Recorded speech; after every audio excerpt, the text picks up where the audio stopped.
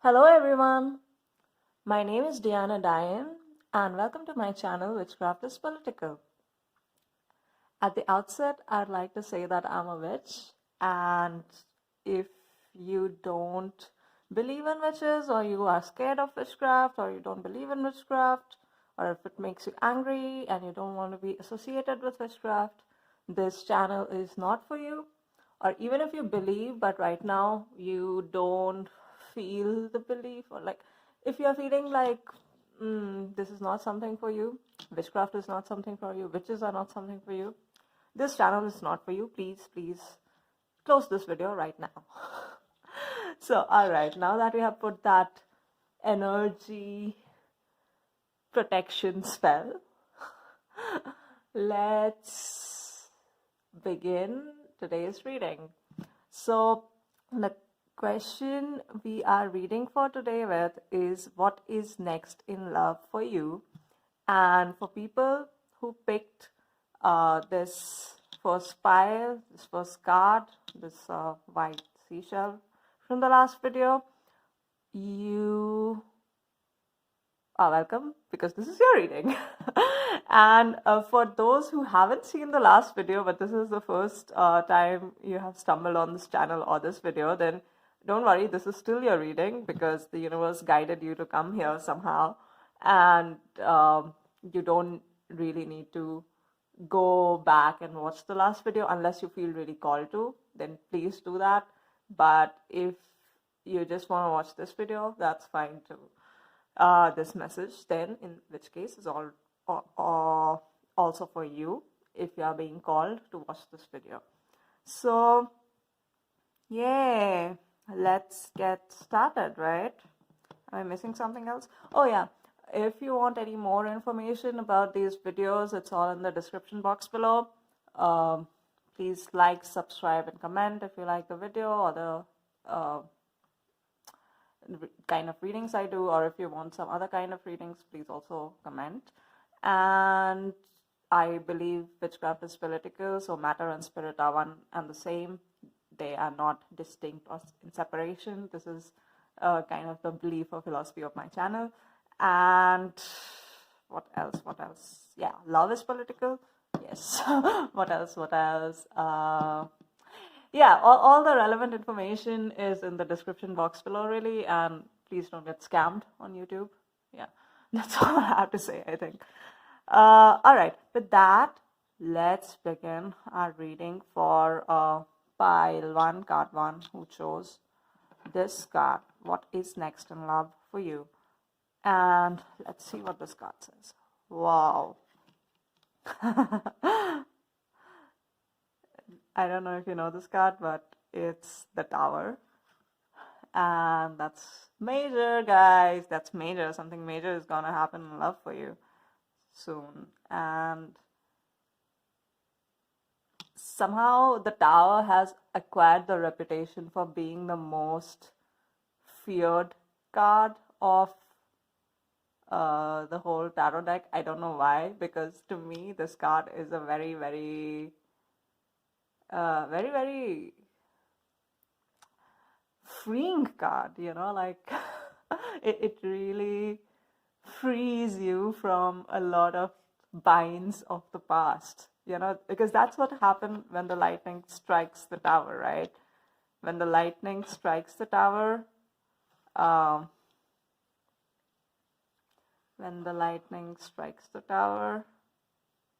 the tower falls down, and it may feel like devastation, but you know what? Maybe the tower was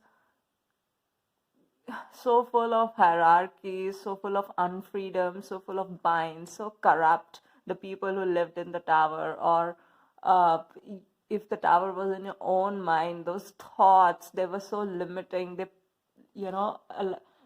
allowed you, or they rather forced you and constricted you to kind of be smaller than who you are. So when the tower breaks, it's really a moment of devastation, sure, at one level, but at a deeper level, it's really a moment of rejoicing, because it kind of gives you the opportunity to move out of those limited beliefs And here the limited beliefs about love and relationships, your limited beliefs about love and relationships. So, and what I especially like is that in this deck, which I'm using, which is this deck called the Illuminated Tarot. So in this deck, the Tower is actually combined with the Six of Wands. So the major and minor arcana are combined in this deck, and that's so cool, right? Because the Tower being struck by lightning is this kind of like feeling of devastation, but the Six of Wands is about like finally coming into your own and, you know, showing your true self to the world, right? So it really fits so well, because it's when the old ideas of you, of what love means and what a good relationship or a healthy relationship looks like, when those old limiting ideas fall, only then you can discover your true loving self, your true desires, your true path in life. Only when those fears, you know, because this is a tower built by fear. This is a tower built on fear. Because only when you're scared of something that you build a tower like this, you know, this like huge, amazing building to kind of like, you know, be this macho, kind of aggressive personality who has something to prove. Because when you build a tower, you always have something to prove to the world, or, you know, to Earth, or to the universe, or to God. You're like, you know, look, I can do this. I'm better than you. I built this tower. My tower is so cool. You know, this is a huge tower and I built it, so I must be really, really cool. And this is energy of like trying to prove something, right? And then when that, like, when that whole energy of trying to prove something appears, what it is really driven by is a deep-seated fear, right? A deep-seated fear that, hey, you know, maybe I'm not good enough, or maybe I am not uh, as good as everyone thinks I am, or everyone says I am. So I have to constantly keep doing the proving. I have to constantly prove. I have to constantly show to the world. I have to keep building my tower, right? So that I can convince, forget others, but like I can convince myself in the first place that I'm worthy and I believe. So, uh, or that, you know, I'm worthy of what I get in life. So, in that sense, the tower is built and is based on the foundation of a lot of fear about who one is and who you are. And when the tower breaks, in a way, this lightning attack is on those fears. If you look at lightning as pure light, as an expression of light, as a expression of love, then this is a very warrior type energy almost, which is like love, and like a loving warrior, right? Like a peaceful warrior. Love which hugs fear so hard that the fear is like just scattered and devastated. So, I mean, this, to me, this is not something to be scared about. Tower is not a card to be scared of, but it is really a card that signifies a lot of new opportunities, including what they call, I think in Buddhist philosophy, there's something, there's this concept of sudden enlightenment, or, you know, like just epiphany, right? Like you are facing some, it's like, you know, how you are living in living a life with some set ideas, some set assumptions which run so deep that you don't even know that you're assuming them. And like suddenly something happens, suddenly a situation happens, and like exactly in that moment, like just in a second, you finally understand what has been going wrong all this while, and why you have not been able to get what you want in your relationships, why you have not been able to get what you want in love. And like that sudden kind of like lightning power. So hey, that's the tower. Wow, that rhymed, and that was pretty cool. All right. So let's get a bit more specific, and let's pull some more cards for you. Today I am being drawn to pull cards from this deck called the Celestial Tarot by Case Steventon and Brian Clark. Um, I have to say this is quite this is not an easy deck to read.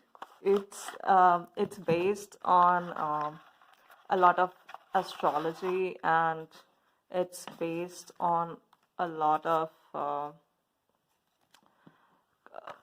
the legends of constellations and star placements in general. And there's a lot of symbolism in each of the cards in this deck. I don't know, maybe I'll show you. What do we have here? Two of Wands. Yeah, so like there's just like a lot of symbolism in these cards. So it's not, I just feel like this deck somehow always has like more information than usual. Of like one card holds more information than usual of other decks, of other cards in other decks. So I don't know.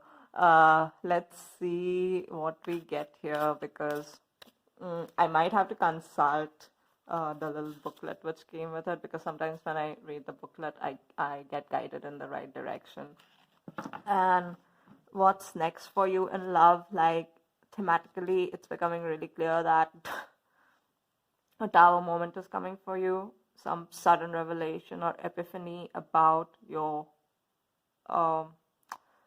relationship, or about your singlehood, or about your relationship to love itself, about your relationship to relationships. Let's say, right? So let's get a bit more specific and see what the wolf moon wants to tell us about love, and what's next for you in love. All right, let's shuffle the cards. Ooh. All right, 9 of Pentacles, Brutus. I know it's like, it kind of felt like this, so I feel like it's not completely reversed, but it's in like almost like an oscillating position. Like I'm gonna leave it like this, yeah. And then let's see what else. Let's pick one more card, and then we'll consult the book.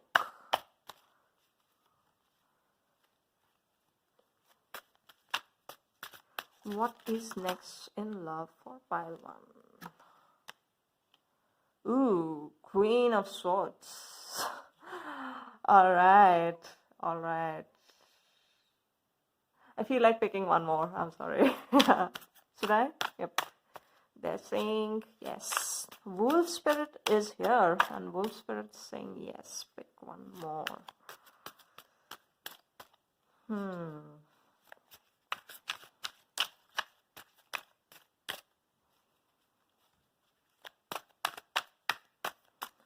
This is so interesting. Ooh. Which one should I take? 1 or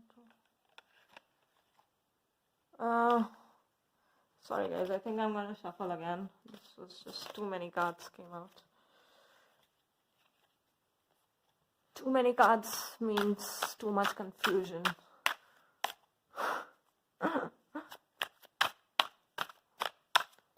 Because tarot is supposed to be precise, you know, like clarity. That's the ideal scenario, the ideal way to use it. Because it's supposed to actually help you with decision making, not confuse you with more information.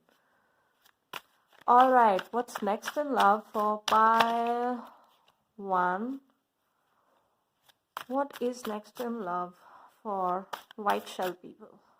You know, you guys chose the white shell, that's right. Pile 1, what is next in love?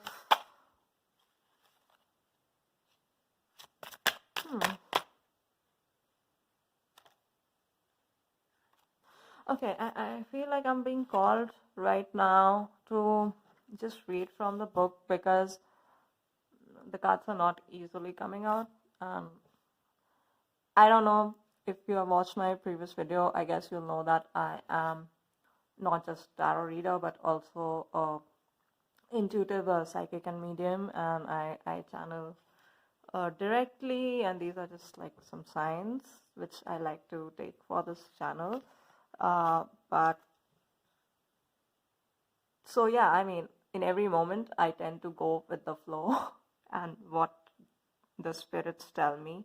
And right now the wolf spirit is telling me to leave the deck aside and first read what is up with 9 of Pentacles, Butis constellation. I actually don't know this constellation too well, so let's see what comes up.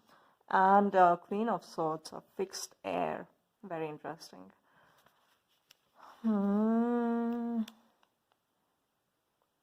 Do get a sense that there's something about boundaries here. Something about boundaries and setting boundaries in love and your relationships.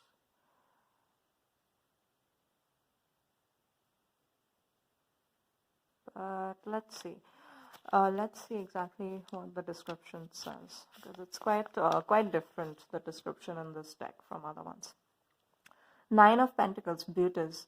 Butis has been known as the hunter, driver of oxen, herdsman, or farmer, emblematic of civilization and cultivation. Celestially, the constellation follows the bears around the North Pole, linked with their myths through Arcas, one of many who have been associated with the constellation. Oh yeah, I forgot to say earlier that the constellation interpretations in this are mostly based on Greek mythology. I think that was an important bit of information which I forgot to mention. But anyway, go on. One of the many who have been associated with the constellation Arcas. As the son of Demeter, the agricultural goddess, Butis won his mother's approval through inventing the plough, given mankind the ability to cultivate and make the earth fruitful. The card symbolizes the transition to fertility and prosperity through Butis, the archetypal worker who takes pleasure in the fruits of his labors. Interesting. This is very interesting because you might hear me reading the description in whatever the booklet has, but I am gonna when I tell you the meaning of the spread for you, when I tell you the meaning of these cards for you and what's next in love, my interpretation or my message, my channeling might sound very, very different or almost the opposite to what you hear from the description. That's because I'm being guided to actually interpret it in a particular way or even disregard the interpretation. But at the same time, they're telling me to actually read the booklet and then, come to looking at the energy of these cards. So I'm gonna do that. The next one is Queen of Swords. Actually, let's look at Buddhists a bit before getting to the Queen of Swords. Let's spend some time with them. Sickle, plow, hammer and sickle. Interesting. Shepherd. This is the sign of Virgo, feminine energy. Interesting, interesting.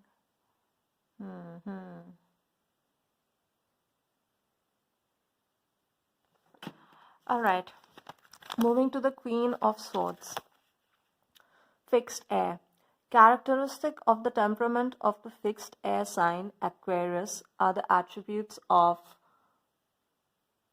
idealism, egalitarianism, and humanitarianism. The Queen of Swords celebrates the spirit of the water bearer, encouraging the individual who has drawn the card to aspire to become more conscious of human values and spiritual ideals. Strengthened by her own ideals, the Queen uses her critical faculty and intelligence to understand life and make wise choices. However, when the Queen is embodied, she may appear disengaged and separate from emotional entanglements. When the card appears, the individual is counseled to use discrimination and detachment to read the situation at hand more clearly. Encourages the individual to aspire to become more conscious of human values and spiritual ideals. Uses a critical faculty and intelligence to understand life and make wise choices. However, when embodied, may appear disengaged and separate from emotional entanglements. Wow.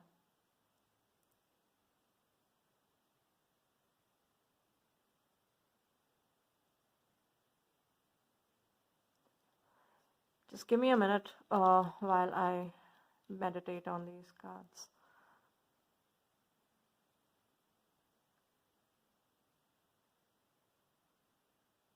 The Tower, Nine of Pentacles, Beauties, Fixed Air, Queen of Swords.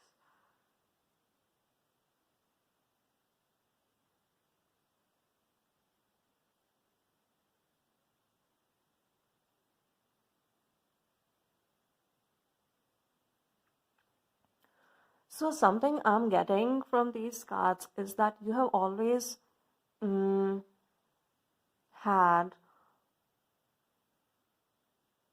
this idea in a relationship that what you put in is what you get.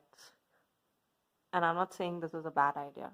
I'm just saying that this is how you have approached relationships on the basic premise that you get what you put in relationships, and because you wanted to get a lot more, you put more in your relationships, and from like it seems like pretty logical, right? Pretty from a rational point of view, this idea that it's based on this idea of like yeah, because the book said that this is an agricultural god, and it just flashed across my mind the idea of what you sow is what you reap. No, how does the saying go? As you sow, so shall you reap, right? And so you have really believed in this idea when it comes to love and relationships and friendships. I mean, it does not need to be love, doesn't need to be necessarily just a romantic relationship, right? It can be a platonic relationship where you think of the other person with a lot of love, or you feel a lot of love and you practice a lot of love, or it can be family, right? So whatever it is, the idea of loving relationship or the idea of love itself to you, for you, has been tied to the idea of what you sow, so shall you reap.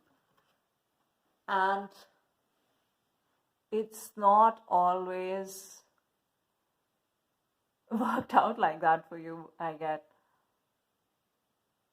like you really wanted to believe in that, so you sowed a lot, you gave a lot of love, you gave a lot of love to people around you, and not just from an emotional point of view, but you actually put in the work. You maybe you financially supported them, or maybe you were just emotionally there for them to do the work. But I'm really getting like there was some sort of like material exchange, like of financial support. Maybe you let them stay with you without paying rent or something like this, and it didn't quite work out. You did not get back what you sowed, you know, and that's how your experience of love has been in the past, including, like, I think now I'm specifically talking in romantic relationships, that people, you have put in so much and you have given so much, both emotionally and materially, but you'd never receive the same back. And why you did this nevertheless was because you believe in the idea of what, as you sow, so shall you reap. And now, in some way, I feel like this idea is about love or about life itself is being questioned in your mind, or like maybe you're not, it's not a conscious question which is coming, but maybe you're just kind of getting a bit tired of uh, constantly. Okay, I think I'm getting like two groups of people here, because a lot of you are maybe watching, and like I feel like one set of people are getting like tired of the idea that, oh, I keep giving in love and I never receive back, so well, as you sow, so shall you reap doesn't seem to work out, and like it's not just, nothing about this love seems to be equal or balanced, or not this love, but like love in general doesn't seem to be fair or equal or balanced, and you're just tired of this, right? Like, ah, I can just feel this energy, like, ah. Right. And oh my god, I so relate to this. Ah. Yeah, like you can go all if you feel like right now, because come on, let it out, let all that anger and frustration out, because hey, that's legit. Your frustration is like super legit. How come you are sowing these seeds over and over and not getting the harvest you are supposed to, right? so so for one set of people who are watching this, like, they have become so frustrated with this, and that they really want to set very strong boundaries. And I wouldn't even say boundaries, it's almost like walls. They have put a wall around their heart, and yeah, because now you're like, I sow love and I don't get love back, so I'm gonna stop sowing because there's no reasoning here, right? And that's how you're feeling. For another group of people who are watching this, I think what you are feeling is that it's kind of like the opposite but the same. So it's like, yeah, you are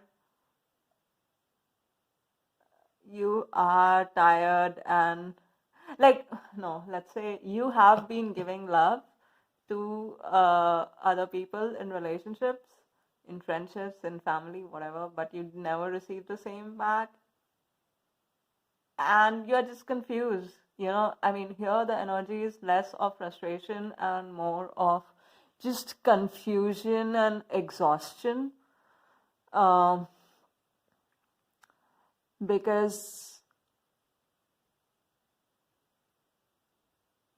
you do believe in love.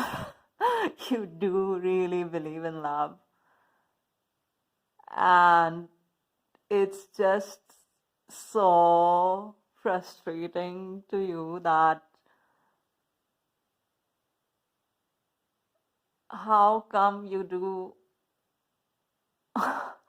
or you seem to do all the right things in love, and how come you keep getting stung again and again, right?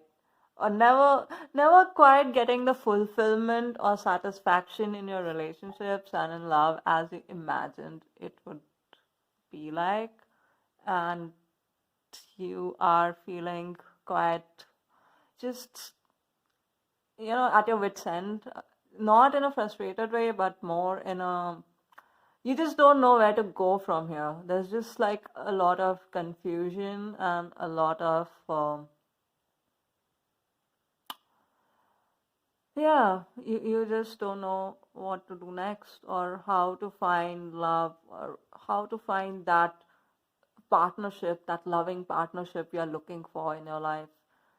mm, it's just that you kind of here it's not that much about frustration, but it's also like just you are done, you're close to giving up, you want to give up now. Yeah, so wow, guys. Okay, and I'm not gonna say hang in there. Wait, that's not what I'm gonna say. So because I'm gonna just listen to the wolf spirit, the wolf moon. Sorry, my video cut off. So yeah, I'm not gonna say anything. I'm just gonna listen to the spirit guides and listen for their guidance and tell you what they're saying. This is not my opinion. This is what I'm channeling and what you are seeing in the cards. So what I'm getting is that there is a tower moment coming, which means that all this frustration you have been feeling about giving and not receiving back in love, and all this tiredness, even, and this confusion about not knowing what to do next, how to find that loving partnership you have been looking for in your life, uh, and that partnership of equal give and take, right? Also, not, I mean, love to you does mean equal give and take. So how to find that all that frustration, all the confusion around that, it is gonna be resolved through this tower moment, which is what is next for you in love. There is gonna be some clarity coming to you soon, and you will finally see at a deep level, at a bone level, not in just like intellectualizing and rationalizing logical thinking level, but deep inside you, what has been blocking you so far from getting to that uh, loving relationship which you desire. And I can already tell you that this kind of epiphany which you will receive about love, and because this will be very specific to you, because it would involve your very specific experiences with different people, and this is only, I mean, there's so many people watching here, I can't go into everyone's specifics, but this very, like, you will just understand it, but I can also tell you right now that this will have to do with the theme of boundaries, and what it means to differentiate between boundaries and walls. So here is where we come back again to the Queen of Swords, because a lot of you are feeling this frustration or feel like you have been used in the past in love. And I'm not saying that you haven't, like when I say you feel like, I mean, sure, I'm sure if you feel like that, it must be true. So if you have been used in the past, and you're feeling that frustration with love and romantic relationships, or maybe just like love in general, then you have created this wall around you, thinking that this wall is what will help me protect my tender heart, and because I give and give and nothing seems to work, so I must stop giving. And in this way, your idea of boundaries, in a way, has become confused with the idea of wall. Let me clarify here right at the outset that a boundary is not a wall. A boundary does not mean putting a boundary does not mean putting a wall. Putting a boundary does not mean stop being loving. And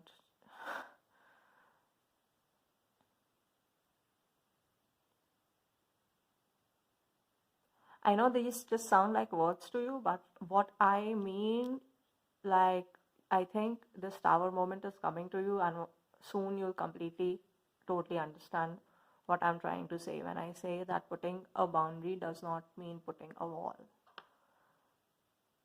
And somehow they're telling me to not explain this further. Just remember this in your mind. Putting a boundary does not mean putting a wall, and someday soon, this this understanding and what it means will really filter through to you. For others who are feeling confused, you are being asked to actually recognize that what you think are boundaries, or these others might be the same people, I don't know. What I think these two messages are related. First, putting a boundary does not mean putting a wall. Second, that what you are thinking is a boundary is actually not a good boundary, or not just in a wall sense. Like, what is a wall? A wall is a boundary which does not even allow love to go outside, right?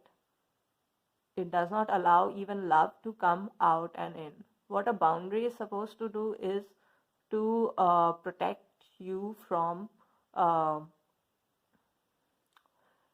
anxiety and fear-based energy, and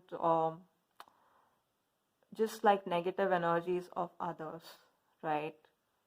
To protect you from unsafe situations. That's what boundaries are supposed to do. What walls do is they protect you from even the good things like love, right? And so this is like one kind of distortion of boundary, from boundary to wall.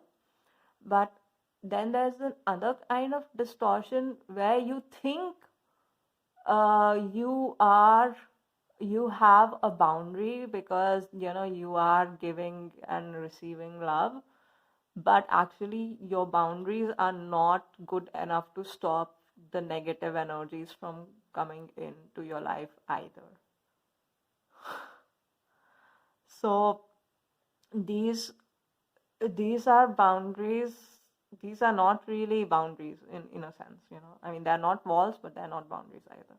So like, if you think in a spectrum, like a healthy boundary, a wall, and not really boundary, right? And so like, when you don't really have a good relationship to love, you will have weak boundaries, because love is not the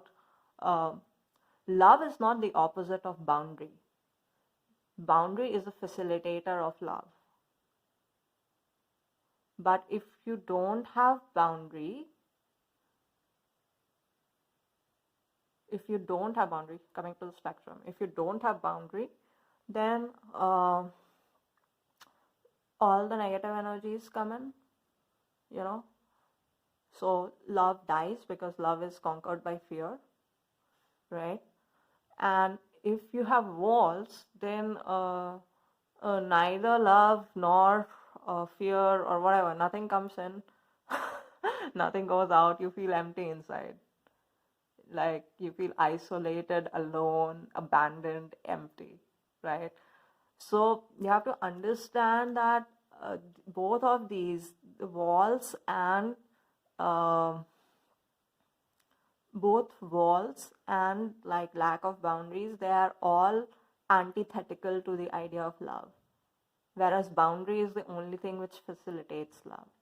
And what I'm being guided to say is that in the past you have not had good boundaries. You have not had boundaries. You have either had walls or you had no boundaries.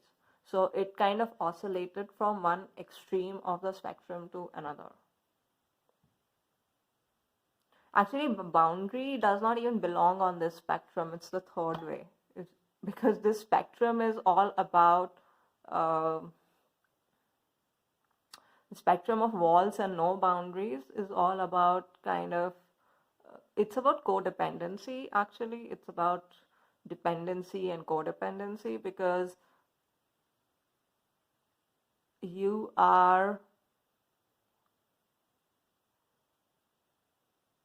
caught in this idea that for something to work in your life, or for you to feel good about you and your life, you need someone else to do something for you, and something can be anything. X. You need someone else to do X for you. Again, no judgment. God knows I've struggled so much with codependency. So really, no judgment on this channel at all. All I'm saying is that there is here this energy of codependency or dependency, this looking to the external, to others, to fulfill your own wounds, or like to heal your own wounds of abandonment, childhood trauma, and to kind of to and I don't think these things are happening in a logical way. Like I'm sure from a rational point of view you are a total feminist, and I really get that feeling. Yeah. And you totally understand the politics of it. I think this so, but I mean, that's the thing, right? Like with love and with life, that it's not enough to just understand these things in a mental way. I mean, that's one thing, but I mean, that's the first step almost to the path of healing. So congrats, you have taken the first step. But the next step then is uh, to actually uh, feel the emotions, to feel the emotions. What the Queen of Swords does often is that she intellectualizes her emotions and tries to understand them mentally. And in doing that, there's nothing wrong in doing that. But what's important is that even as you are doing that, you take some time to just feel your emotions without trying to find the logic in them. So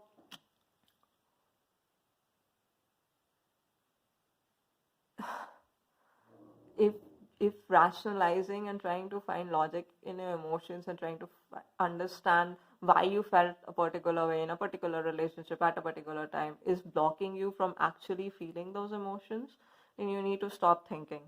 Really, I'm getting this strongly. Stop thinking. Then also here with Nine of Pentacles in reverse, the other thing I'm getting is that and because this is not a perfect reverse, I feel like you kind of flip-flop a bit between wanting complete singlehood versus like wanting to be in a relationship. Like you flip-flop between the idea of like when you think about your ideal life, you flip-flop between this amazing independent single woman versus wanting really to be in a relationship when you imagine your dream life. And I think this flip-flop confuses you to a large extent because it makes it harder for you to understand what you really desire in love.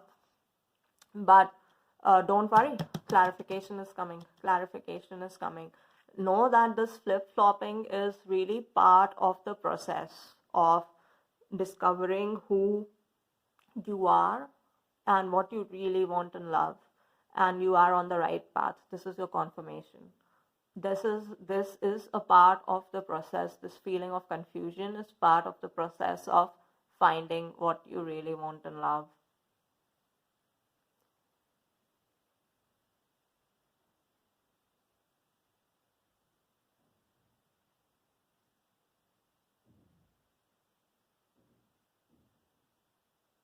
I'm also being guided to say that it does not have to be one or the other. It does not need to be this absolute singlehood versus absolute relationship, right? Again, I'm being guided to say like this idea of the binary of the absolute singledom and absolute relationship. This is like part of that codependent spectrum. So, no boundaries and walls spectrum. It is really kind of associated with that, because a true healthy relationship with good boundaries, that equal give and take loving partnership which you want, is not something to be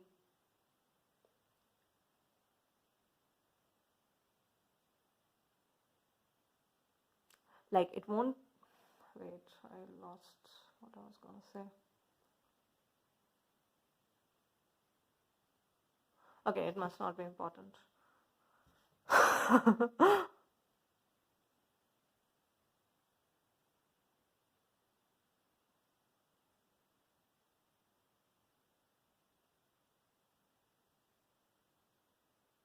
Yeah, the equal give and take loving partnership you want, this belongs outside of the spectrum of codependency, of no boundaries and walls.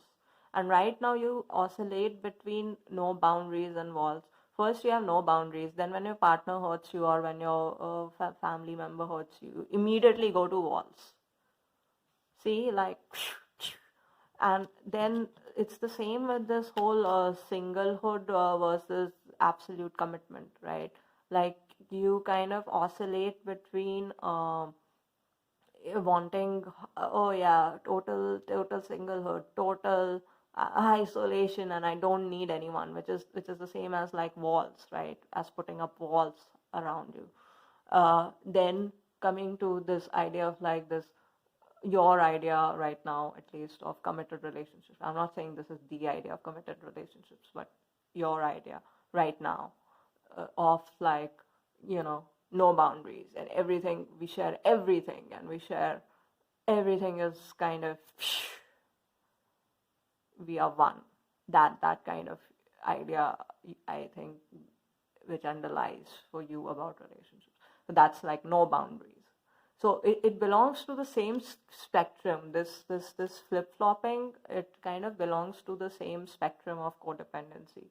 So, but don't worry, because kind of you experimenting with both this uh, in your head is kind of the process of getting out of it. But as you think about these things mentally, do not forget to feel your emotions, because what will take you off the spectrum of codependency is not just mentally trying to understand and logicify. I'm making up words, but you know what I mean. And your emotions, but what will take you out of the spectrum is actually feeling your emotions, not acting on them, not trying to make them go away, but actually feeling them.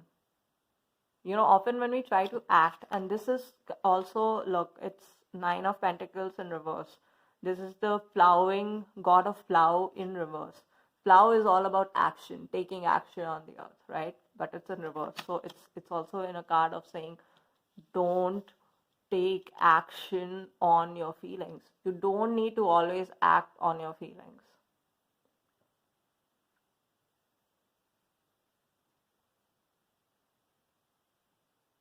You don't need to always act on your feelings, because whenever you're acting them, it's actually preventing you from totally feeling them, because you're immediately distracting from your feelings by acting. You feel some uncomfortable feeling, and instead of just feeling it in your body, you focus on acting, either to make it go away or acting on it to make new complicated things happen.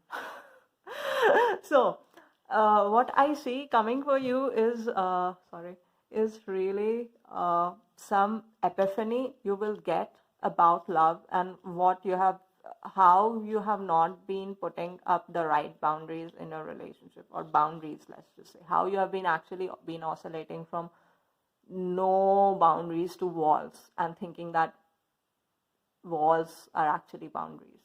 They're not. All right, I think I want to give you some. I think at this point you must be kind of like curious, huh? So when will all this happen? I have been stuck in this loop for so long. When you want a when, don't you? I can feel feel that, and I think, okay, wow. Without even thinking, I kind of started flipping these moon cards for you, thinking of this question. Moonology deck, and I already got some answers on the when. I love it. Okay, so the energy is gaining momentum, waxing moon. Soon. Like in an abstract way, the answer is soon. The tower is coming soon. You're very close. You're close, And then balance spirituality and practicality, full moon in Pisces, and surrender to the divine, full moon. So, first of all, I want to say that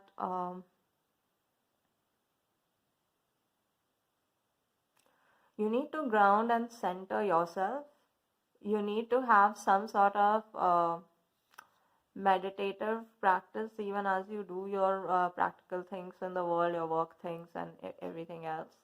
When you have that balance between your spiritual and life, then you will get the right partner, or you will get the the kind of love you have been looking for all your life, basically. And this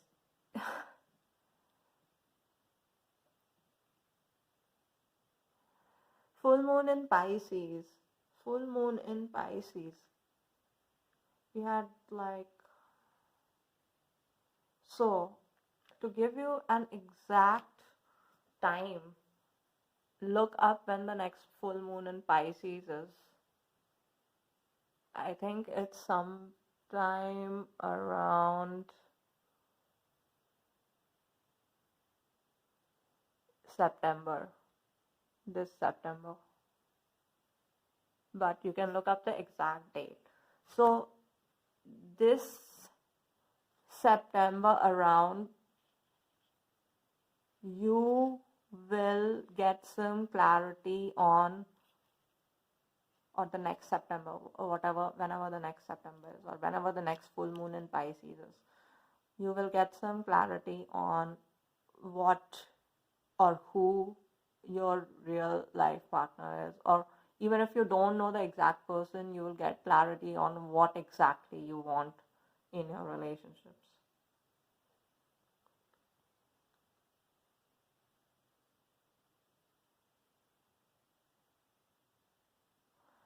Surrender to the divine. I think this is the most important message for you here. Every full moon, you need to come back into your body and ground yourself. Because I feel full moon is especially a time around which you get really frustrated or really confused about these, all these love, and like you really feel the loneliness, and you really feel the lack of partnership. And around the full moon, and it is exactly at this time you're being called to uh, ground yourself in spirituality, by which I don't mean anything, crazy or woo or listen to fake people, but just take a walk. Make it a priority to walk in the moonlight on a full moon, on every full moon. Make it a priority to just be in the forest or a park, be in nature, wherever you see it, or maybe even near the ocean, on a full moon. Uh, because this will help you, like, really practically to allow you for those tower moments and understand in your bones what I mean by, or what they mean when they channel through me, this idea of a codependency, walls and boundaries and no boundaries, right? And how this is blocking you from finding your true love. Because look, we only attract those people in our lives who mirror our energies back to us, or like who have similar vibrations or similar energies. And as long as we are caught in the loop of codependency, as I too was for a long time, you know, as long as we are caught on that spectrum, we will not we will only attract others who are also like that, because that's who we will relate to. This is not even, I'm not even this is not even some sort of like mystical shit, but like just imagine simply, who do you relate to? You relate to people who can reflect some of you back to you, right? I mean, that's logical, right? And like, so you to get, if you inside of you are feeling, you know, the abandonment wounds and not feeling loved enough or not feeling lovable enough, that's who, and you are looking for others, someone external to give you that love. That's who you will attract in your life. You will attract in your life others who also feel the same way, because those will be the people who you will be able to relate to the most, say. And if those people come into your life, then because they feel the same way as you, obviously they will not be able to give you the love you are seeking for. So that's why this is happening, and this is very much related to your to this distorted idea of boundaries our world works in, because often people think boundaries mean walls, but they don't mean walls. Walls and no boundaries are really two sides of the same coin. They are the same thing. It's when you get out of that coin and look for the third way, that's when you get to actual boundaries and what boundaries are actually supposed to mean. So that's what's next in love for you. You are gonna learn what it really means to have good boundaries, and you are going to then, with this knowledge embodied in you, not just the knowledge of the brain and mental thinking, but a knowledge which is actually embodied, a knowledge of emotions and feelings. This will allow you to finally love yourself and give yourself the love you deserve. This is what is gonna happen next for you, and you're gonna be able to get out of this energy of this no boundaries walls spectrum, the codependent spectrum. You'll be able to get out of that energy, but to do that, that energy is gaining momentum. See, you're slowly coming out of that energy already, and you're very close to getting that tower moment. And as you keep practicing getting out of the spectrum, because it's really a process, right? It's not like a one day thing, and like it's really a process. And in the process, you will need to find a way to balance your worldly sides and your spiritual sides, because you'll get to understand that they are not completely separate. They are one and the same, as I said before. and therefore it will become easier to balance.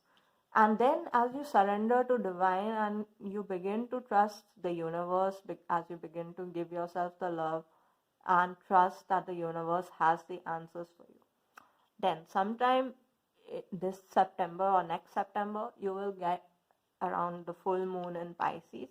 So remember that. Look up when the next full moon in Pisces is.